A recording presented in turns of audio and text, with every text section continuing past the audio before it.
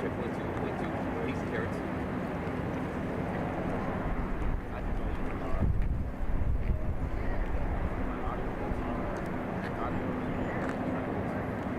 One two, 1 2, check check check. 1 2, 1 2, peace and carrots.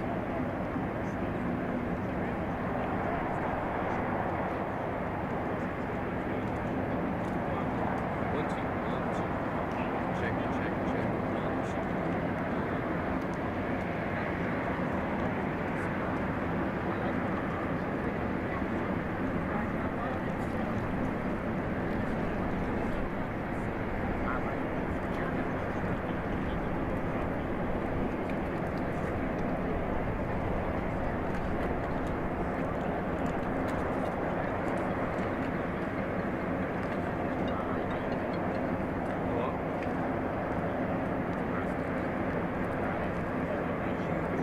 Yeah, exactly. Everybody's the power issue. They keep it turned off before the mayor gets here.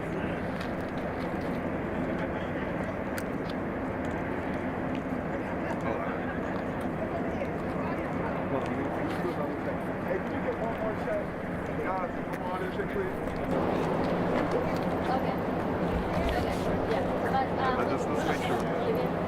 So on the meeting, it's going to be a one. Mic test 1 2 3 4 5 6 7 8 9 10. Mic test 1 2 3 4 5. Sean. Hey, we're good, guys. Good. Thank you.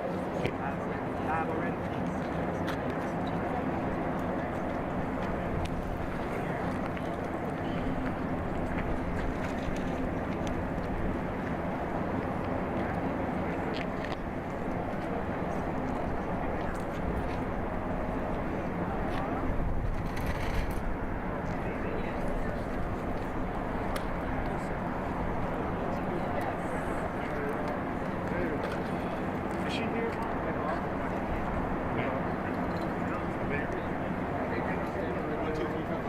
I'm the pool for every all the stations. So 1, 2, 3, 4, 5, 6, 7, 8, 9, 10. Can you hear me? Like that. Yes. Okay. Good? Yes, thank you. Continue? Yeah, he said keep going. Big check, yeah. Test 1 2 3. Test 1 2 3. Test. There you go, right there. 12 o'clock. Thank you.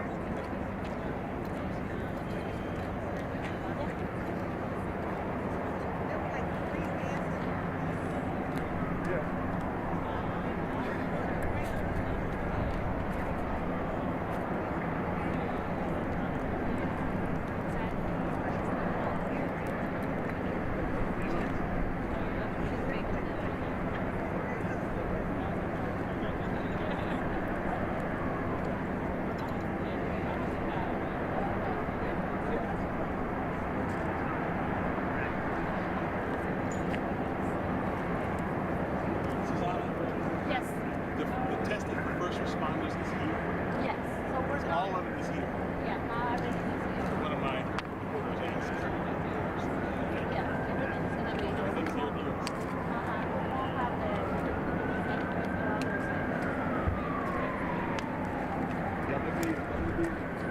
I'm gonna be like this. That's great. That's cool.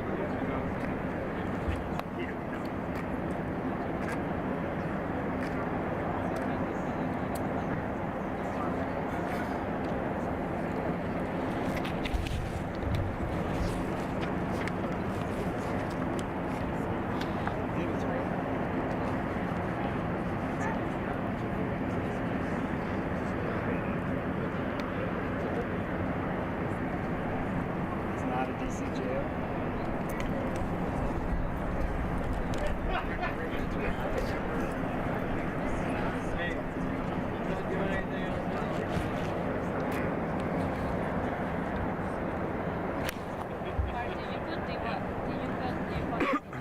Hey, he's fixing it right now. Are you calling me about it too? Yeah, he got it.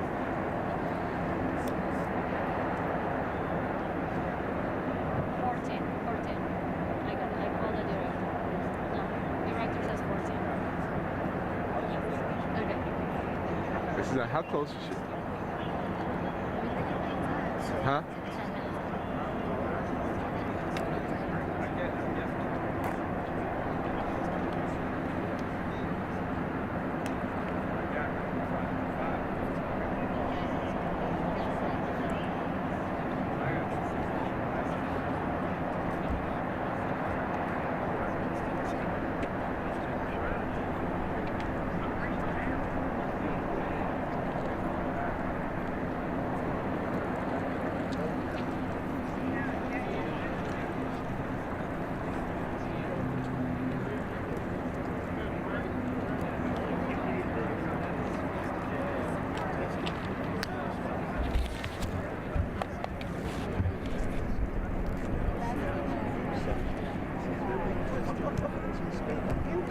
Mic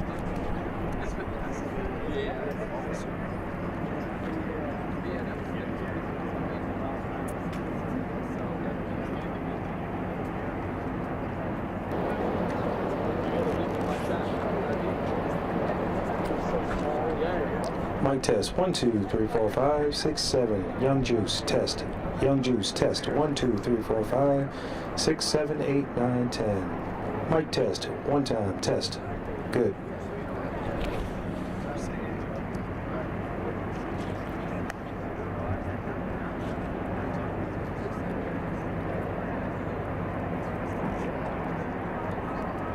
The mouse is on side. Hey guys, we're gonna start shortly.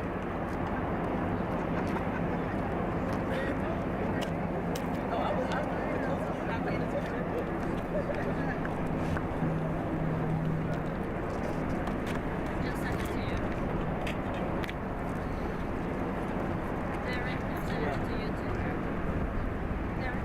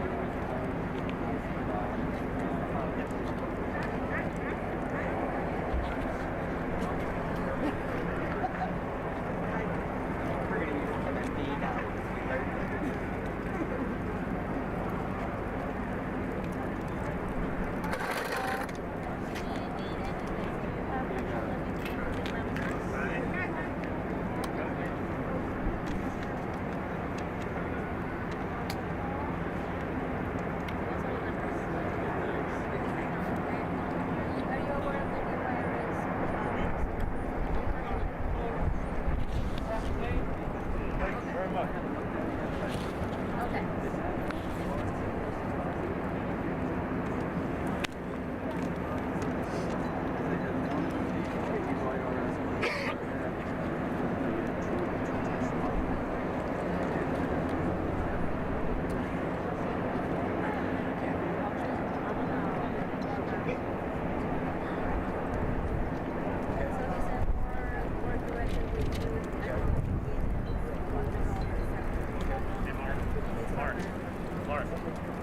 Mark.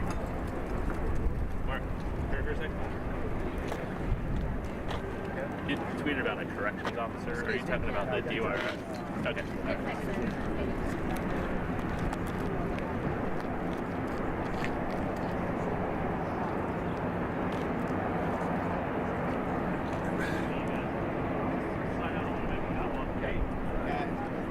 Thank you.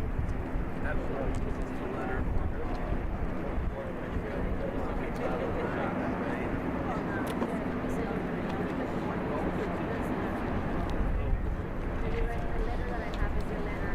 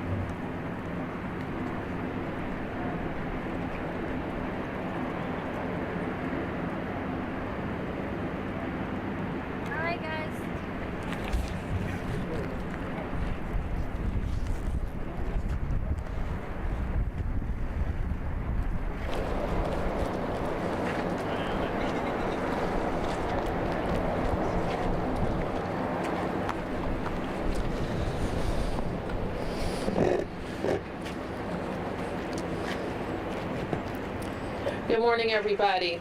I'm Uriel Bowser. I'm the mayor of Washington, D.C. I'm here today to provide the district's briefing on our response to COVID-19. Today, we are briefing from the United Medical Center, one of the district's hospitals, and we are in the Great Ward 8 in Washington, D.C. This morning, we reported 67 new confirmed cases, bringing our total positive cases in the district to 653. Sadly, I have terrible news to report. Yesterday, we learned that a 13-year employee of the D.C. Department of Youth and Rehabilitation Services passed away from COVID-19. His name was Kenneth Moore. He was a D.C. native, and we share our deepest condolences with his family and loved ones. We also share our very deep condolences to our team at DYRS. As this public health emergency continues, we continue calling on residents to stay home if they are not engaged in essential activities. Here at United Medical Center, we are showing our drive-through and walk-up COVID-19 testing site. And before I share more information about how this site will work, I want to remind all residents, if you are experiencing symptoms of COVID-19, fever, cough, or shortness of breath, call your healthcare provider. It is very important that if you are at home and not feeling well, that you talk to a medical professional. Operations will begin at this testing site tomorrow, and going forward, it will be open on Monday, Wednesday, and Fridays. Mondays, Wednesdays, and Fridays as a drive-through or walk-up site. But you should not just show up. You need to call ahead first to see if you can get an appointment. And here's who can get tested at this site. DC residents with symptoms who are 65 or older, healthcare providers or individuals with symptoms who work in a healthcare facility in the district, first responders with symptoms who work for district government, and DC residents with symptoms who have underlying health conditions. So for now, patients will be referred by their doctors, and in the coming days, we will have a hotline for residents to answer these screening questions. Tomorrow, from the DC Armory, I will be providing an update on the district's medical surge plan. Yesterday, I spoke with Speaker Nancy Pelosi about making sure Washington, D.C. is designated as a state in the next phase of federal relief funding. The White House has also been an open ear and is also looking for a solution on the state territory designation, and we appreciate those efforts as well. As we prepare for a medical surge, we all know how important this funding will be for our residents and healthcare workers for the nation's capital. I also spoke with our hospital CEOs about making sure we have all the information that we need to execute a comprehensive surge plan. I also had a conversation with Chairman Mendelson about planning government operations in the coming weeks. So tomorrow we will share more details. But right now, I want to bring up Dr. Nesbitt. Where's Dr. Nesbitt? Actually, Dr. Nesbitt will be available for questions.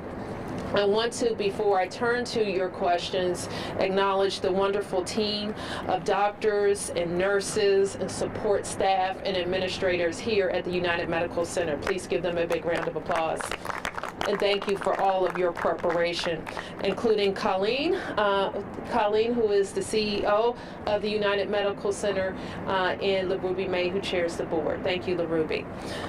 So with that, we can answer some questions. Yes, Sam. The person who died yesterday, I understand he was quarantined 2 weeks ago, so before I guess a lot of the efforts began. But nevertheless, his union member says the same thing that they said when they filed the lawsuit, what the correctional officer said yesterday at the jail. Basically, that they don't have the proper protection. Now, you say you're following protocols, but shouldn't more be done if so many people are that concerned? Of course, we're doing all that we can, and we're providing our employees with all of the equipment that they need. We do understand, and we expect, if you've been, I know you've been following the news, and that there could be some guidance changes around masks. And our most recent procurement is to try to get all of our frontline employees the surgical mask, and when we have those, we'll distribute them. Mayor, do you not have enough equipment to make sure these people have the stuff that they need? Is there a shortage, or what's the issue? Is your question, is there a shortage of PPE in the nation? Is that your question? In D.C., that is a shortage. Is that your question? That is my question. Yes, You there's have a shortage. So Yes. you can't provide it to them at this point. I have explained what we have to do in our city is make sure we have enough supplies for our first responders and our medical staff, and that's exactly what we've done. We have also trying to secure the surgical masks for all of our frontline workers, no matter if they're first responders, but if they're providing essential services. Of course, they're saying that they're in a contained situation with people, and they've been asking for masks, sanitation, that sort of thing. Next question. You don't want to. I answered you, Sam. I don't know what else to tell. I can't say it another way. I've said it 2 different ways. What's your final question? I don't know if it's my final question, but no, I mean, again, when you get these people basically begging, and it seems, at least to them. Let me just repeat what I told you. That when we have the surgical masks to provide, we will provide them. Yes. Yes, Mayor. Just kind of curious about the letter to a hospital CEOs about the need for an additional 3,600 beds. A couple questions on that. Can you expand as to how you came up with that figure, number one? Are you confident that you'll get that number, particularly the 1,000 by April 15th? And what challenges does the city face in reaching that number? Well, we will give a fulsome briefing on our medical surge tomorrow. And then we'll be able to explain everything related to my letter to the hospitals. You say if you're confident that you'll reach that number? Yes. Can you elaborate on that? I will elaborate fully tomorrow, where we're going to have, and I don't mean to be quick with you, but there's a lot that we want to explain fully to the residents of the District of Columbia about how we're working with fantastic hospitals around our city to be ready for a surge. And what that will include is how they can get their facilities ready, how we can add capacity, how we can also be sure that we are supporting the staffing needs that will come when you add that many beds to a hospital system. If I could somewhat follow up on Sam's question, and I know I saw Dr. Smith here, and you're talking about making the tests available first to first responders who are exhibiting symptoms, and I'm wondering about the Department of Forensic Sciences, who is, doing the testing in the labs. Also, their crime scene units are still going to crime scenes, still going to emergency rooms and hospitals, just like paramedics and police officers. Are they being treated in that same category as police officers and firefighters and nurses and doctors? The DFS? Yes. I'm sure that we can. We're using our whole public safety cluster. But I'll confirm that with our team. Well, can you? Because I'm hearing that Dr. Smith, in fact, told staff that they weren't qualified as frontline first responders and would not be getting tested by the city. I'll work with Deputy Mayor Donahue, and we can talk to you about that tomorrow. Dr. Smith, she's right behind you. No, you cannot, because we're going to confirm what the policies are. Yes.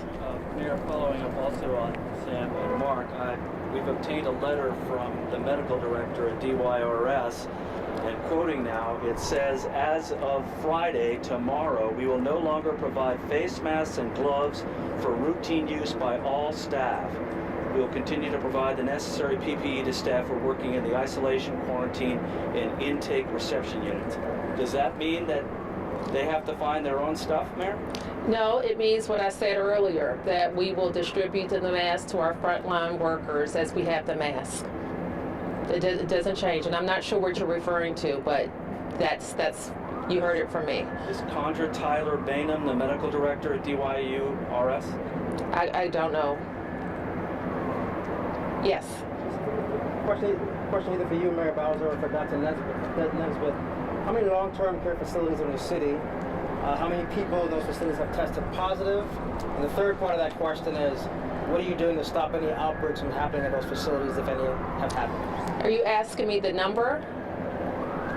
Dr. Nesbitt, do you have that off? The number of long-term health care facilities? So we have cases reported in 4 long-term care facilities in the District of Columbia. One long-term care facility has 4 cases, another has 2 cases, the other 2 have both reported a single case.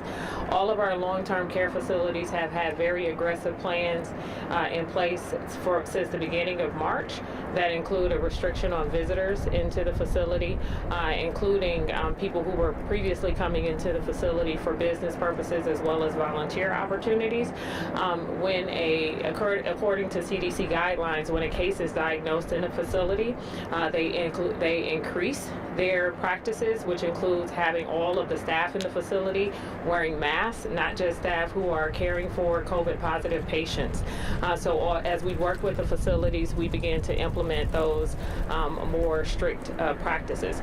There are also things that are done differently in a long-term care facility because of the types of patients who are in, or residents who are in a long-term care facility, their underlying health conditions, and so we work with the long-term care facilities to be able to do those things. The configurations of long-term care facilities are different, so all the guidance is based on a case-by-case situation and understanding of the floor plans of each of those long-term care facilities, so the guidance is not the same for each of the long-term care facilities. Some of them may cohort patients and cohort staff. What it means to cohort staff is that you may have the exact same staff providing care to the COVID positive patients where feasible. Some others may not have the ability to do that. So again, we work with each facility on a case-by-case basis to make the decisions around the guidelines. Can you say what those facilities are? The ones that one has 4 cases, one had 2, and one had a single case? The facilities involved to date are United Medical Nursing Center, Carroll Manor, Unique, and I'll have to get back to you on the most recent facility. I don't want to mispronounce the name, but I can give it to you before we end today.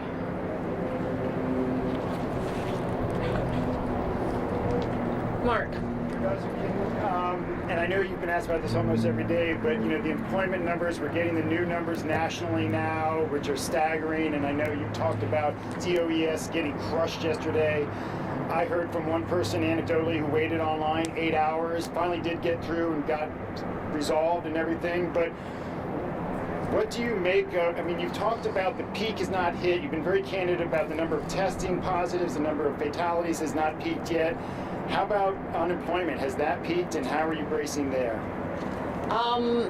We think that with the peak, I don't know if I can speak to a peak, but we think that we're going to have 6 months worth, according to it's a gross estimate of really heavy use at unemployment services. We think that we've seen the first wave for sure with the very early industries that were impacted. Restaurants, bars, entertainment folks who were shut down at the outset. I think that's a wave. I think that there are a lot of employers that are holding on and trying to keep their employees on the payroll, and hopefully they'll be able to keep them longer and longer, but this that they could roll off and start getting seeking unemployment as well. So I think what we're prepared for is definitely at least 6 months of just enhanced calls. We are working on some ideas within the government to get more hands and more call capacity, and we will continue to do that. And on a similar vein, the new federal policy that has gone into effect for parents who are essential workers but find themselves without child care and now can avail themselves of paid sick leave. Have you notified DC government employees who fall into that category that they would qualify for that? Is that something DC government employees can take advantage of? We're working on that right now. DC government employees, however, have paid sick leave, as you know. Could they take the paid sick leave if they're not sick, but they're at home with their... Oh, I got your question. Yes. My team told me yesterday that they're evaluating that now for DC government. So you'll send something out to employees? We will update employees for sure. Yes. Actually, Barry, can you elaborate in terms of what you're doing to handle the increased call volume? You kind of alluded to it yesterday about contracts in place at unemployment services. The contracts are, I think the first one is done. We're working on the second one that will get us 50 more folks, but we're trying to look for some solutions within our own, within the government. So the first contract will bring 50 more. The second one would. What's the first contract? 22. 22 ones are there right now? Yes. They're in a call center. Yes. Question about social distancing. A few minutes ago, we saw you standing over here by the military trucks talking face to face with a person. Do you feel like you have been complying with the social distancing, and do you think maybe you should be wearing gloves or even a mask like a lot of the people around here are? I'm doing my best. Certainly it's a new way to talk to people and to interact with people, but I think I'm doing a pretty good job. I'm not one who thinks that gloves are a good idea, because if you use the gloves and touch your face, you haven't really protected yourself. I personally think gloves will give you a false sense of security. So I won't be wearing gloves, and I'm trying to limit my activities and limit the amount of time that I'm talking. Right, and a follow-up, we've heard from some DC police officers about the process now of getting tested before they come into work. And one of the criticisms is that they're using the same thermometer over and over and over again, but when they're using gloves, they're taking their gloves off after every single test. From the medical director, maybe, is that the proper way to do that? Is that a waste of PPEs?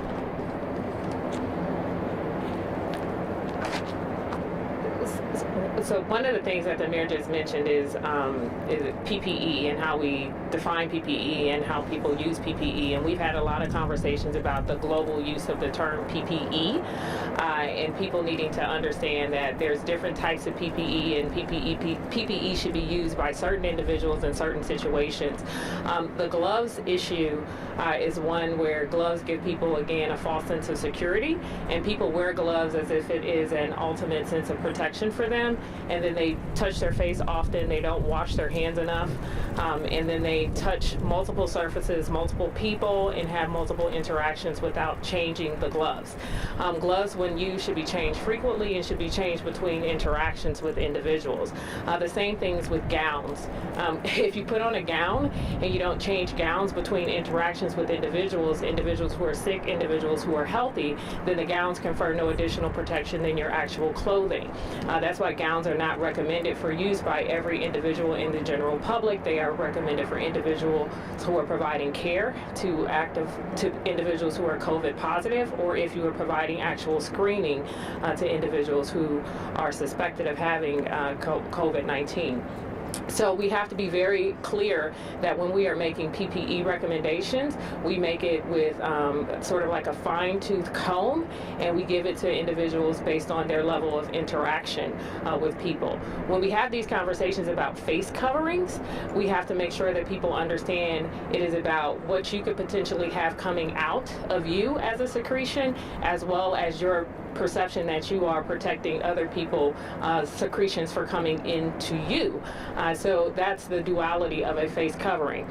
If we don't properly educate people on the use of face coverings, then people will have a face covering on and touch the face covering more often, have the face covering be wet, and touch the face covering and touch other surfaces, which can actually increase the risk of transmission. So there's a lot of education that has to go into the use of face coverings. They're not a benign device. So there's a lot that goes into PPE use that we need to make sure that as we increase the use of PPE, in particular face coverings and gloves, that we're not giving people a pass to not apply to social distancing as our best strategy and staying home as our most effective use for decreasing transmission.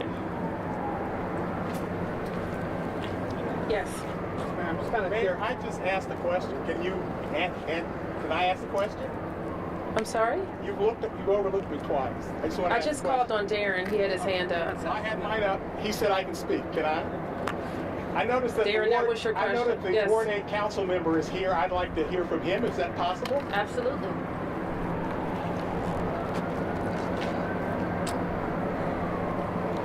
So, Councilman White, they put out a list of wards yesterday and the number of cases in each ward. Ward 8, this ward here, had just 44 cases, less than any other ward in the city. What are your thoughts about that? My thoughts is that there are a number of people here in the ward that have not got tested and don't know where to go for testing.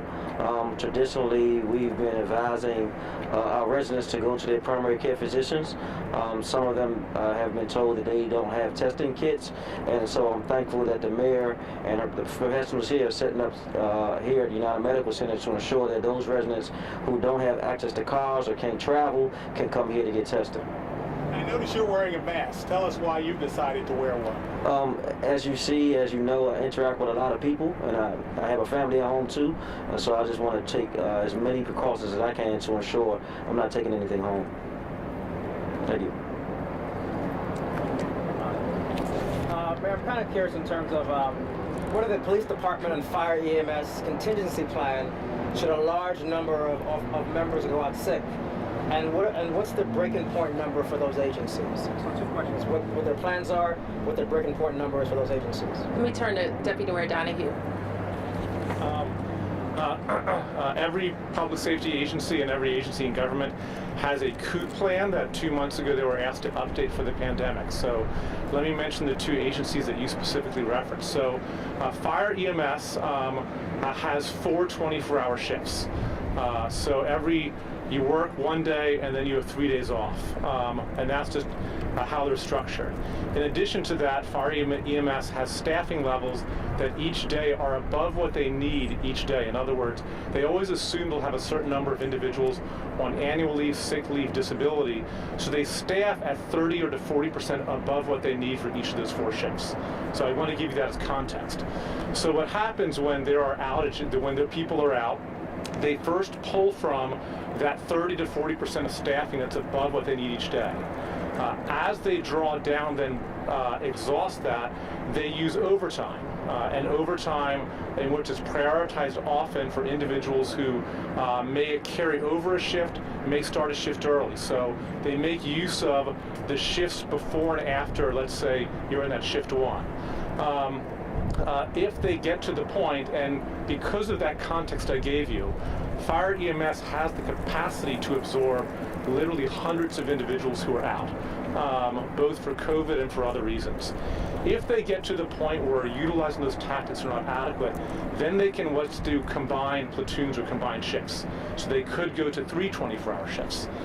They're not there yet, nor are they at the point where they'd be close to having to do that. The last thing to consider for Fire EMS is that call volume. So while they look at outages, they also look at their call volume, and each day their analysts will calculate, based on call volume, what's the relative need they think they'll have in a given day. So if call volume goes down, which it might because not a lot of people are out, that will also alleviate some of the pressure. So They can exhaust, again, at 30 to 40%. They can use shifts before and after. And then if they have several hundred who are out, then they can start combining shifts and going down to 3 shifts. And that's how they'd absorb it. And they have plans and procedures for doing all of the above. For police, it's a little bit different. But the essential tools are the same in the sense that while police don't work 24-hour shifts, they also have the ability to hold individuals over. They also have the ability to cancel annual leave and cancel other kinds of discretionary leave. Now, the key difference between police and fire. Everyday fire has to fill a certain number of seats in their ambulances, trucks, and engines. Police have a little bit of flexibility to have each day a few more or a few less people working in their PSAs. So police can shift their supervisory staff more to patrols. They can also, based on call volume, shift around allocation of resources between PSAs. That's not something fire can do. Fire, if they have an ambulance or a truck, they have to fill it with the required number each day. So police have the flexibility, looking at call volume, looking at crimes, to be able to do a daily estimate of what their staffing should be. They too can absorb several hundred outages, far more than we actually have now, before they get to the point. You use the phrase breaking term. I don't use that phrase. I use the phrase, at what point will we have a planned diminishment of service being based on attendance, and we're nowhere near that right now. So, I mean, you used the phrase several hundred, but then you said you're nowhere near that. I mean, DC, MPD, and FEMS have both been at the 170 range, which is close to several hundred. Can you put an actual number? It is hard to, and I'm not dodging this. It depends on call volume, and it depends on what they see each day, but I will give a little context. So for fire EMS, if they have 200 people who are out, it's roughly 10% of their operational workforce. Police have just under 4,000. So police, it would have to be 400 officers out to hit the 10% point. Now 10% they can absorb without changing any service levels using the typical tools, not the extraordinary ones of collapsing platoons and shifts, but holding people over for police adjusting staffing levels. You really have to get to 20 or 30% out. So for fire, that would be 400 to 600 people. Police, you're talking, around 800 to 1,000 people before the things that they typically do, they have to start coming to the mayor and advising her of taking more extraordinary steps. Yes. Can I ask you about unemployment, please? I spoke with an executive chef yesterday from La Diplomat who told me that 2 of the 19 people that were laid off with him have gotten checks, but they didn't get the check for the first week, which is my understanding is that's been waived by the city. Is that a glitch somehow in the system that you're aware of? I couldn't talk about any specifics about a case that I'm not sure of. The first week to file was waived. I'm glad to hear, and as I mentioned earlier, some of the restaurant workers were the first to apply. Their director reported out yesterday that they had begun receiving checks, so I'm glad to hear that process is going forward. Have you, though, heard that there's a glitch where, even though that first week was waived, that people are not getting the pay for that first week? Have you heard about that? I have not.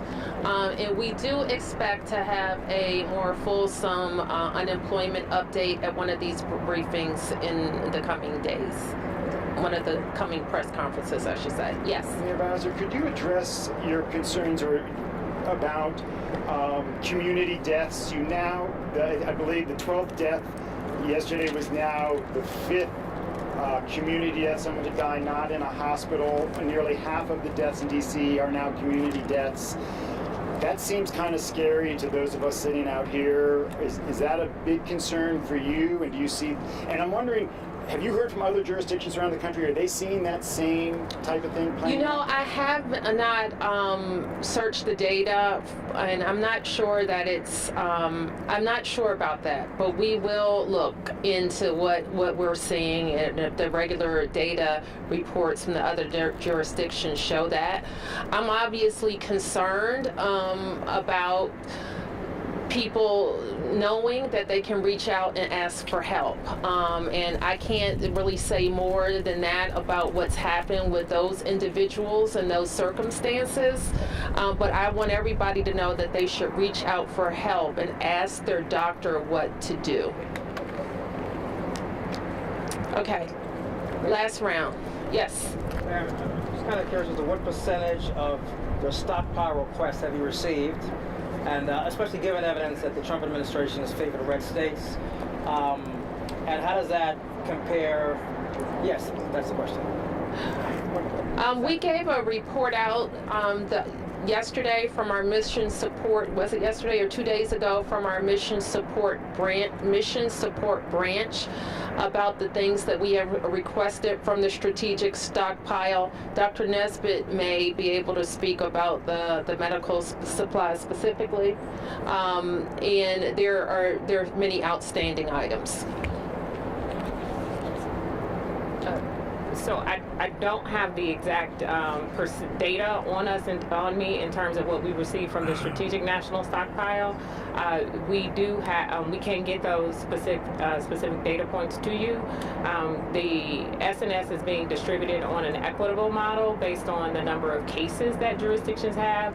The mayor has articulated before and has articulated directly to the White House, to the FEMA director, and we've had conversations with ASPR as well about our concerns as being only considered as Washington, D.C. and not looking at what's happening in the National Capital Region, as many of the cases in our hospitals are not just for D.C. residents, they're also for Maryland and Virginia residents who access healthcare in the district.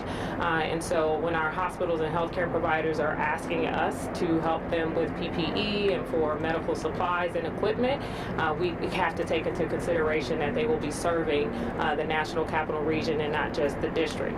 So we have made those needs known. We are reporting on a regular and routine basis the burn rate for personal protective equipment and medical supplies to assist us in being able to draw down on those requests in a more timely manner.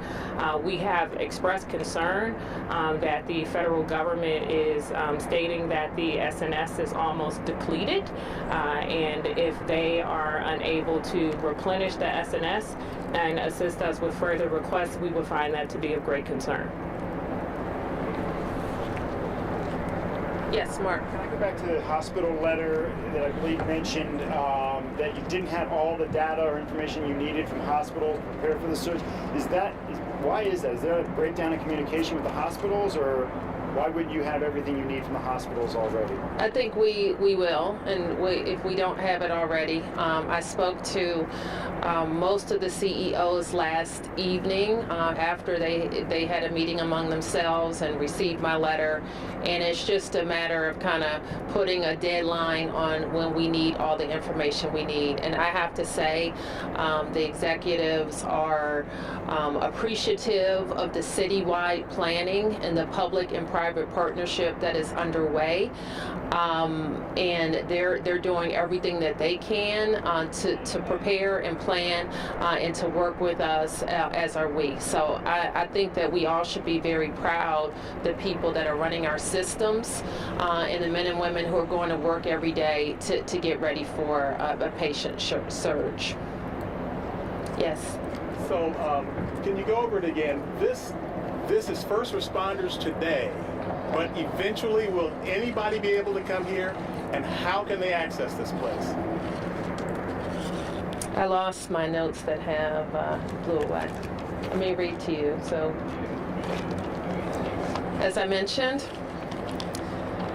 this site will be beginning tomorrow. DC residents with symptoms who are over 65, healthcare providers or individuals with symptoms who work in a healthcare facility that's located in DC, first responders with symptoms who work for DC government, DC residents with symptoms who have an underlying health condition. They will be referred here by a doctor, and hopefully tomorrow, maybe the next day, in the coming days, we hope to have a hotline number that DC residents can call to be referred to this site. So you don't necessarily have to have your doctor refer you here. You can call a hotline, and based on that, you can be referred. When we make the hotline available, it's not available right now. When will that happen? As I mentioned, we're hopeful it will happen in the next several days. It could be as soon as tomorrow. So is there an app involved that residents would have to download and use to facilitate coming through this? We have a hotline. So no app? No app, hotline. And there's a walk-up availability as well besides this drive-through? You don't have to have a car to access it. Okay. Last question from you when the last round. So I'm kind of curious about some things at UMC, a couple things. What became of the contact tracing of the ER doctor who tested positive? How many workers have been tested and quarantined? And also, where do things stand in getting the ICU launched? Let me ask Dr. Nesbitt to talk about what we can say about contact tracing here.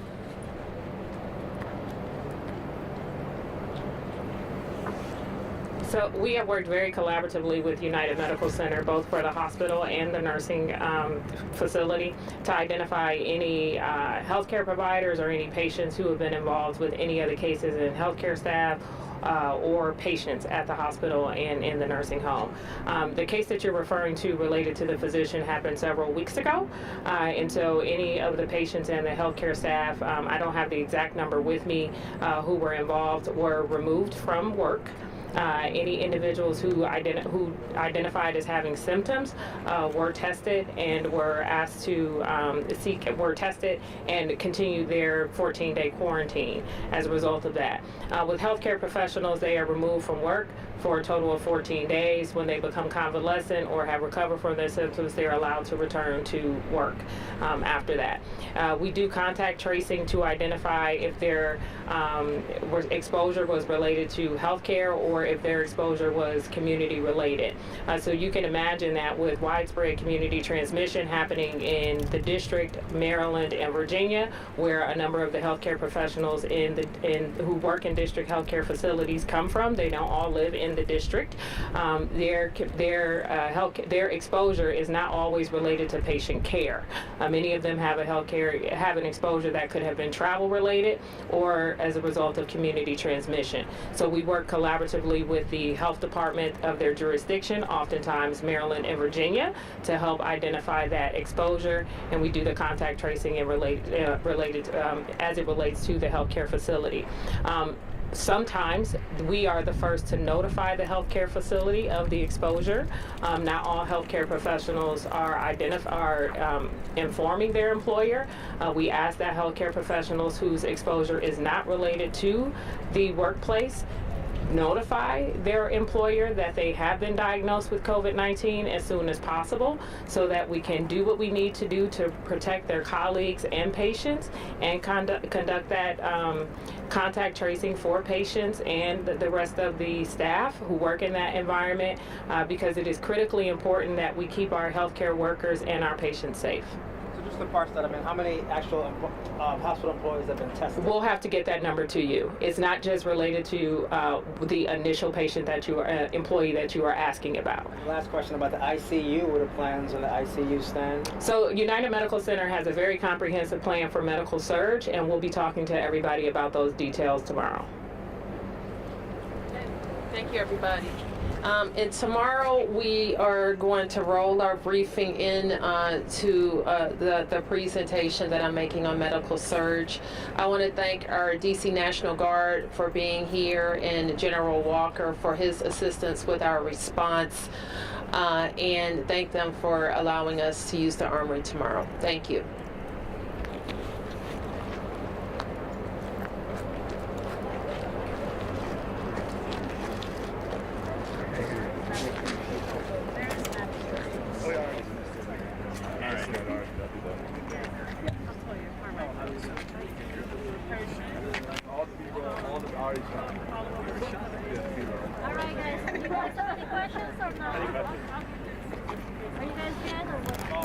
You'll send us out the list of nursing long-term care facilities. Yeah. She said 3, but I'll follow up. She didn't want to mispronounce. And I don't want to miss one. Okay. What else? Anything else? Guys, anything else? Oh, I do have a question. So on the new Stay over there. I'm trying to get this. board breakdown today, there was a new category. Yeah. Well, that was on you. Yeah. The rest of it, yeah. So that's it. That's it. Well, it's just we don't know. Yeah, we just don't know. No, it doesn't necessarily mean that.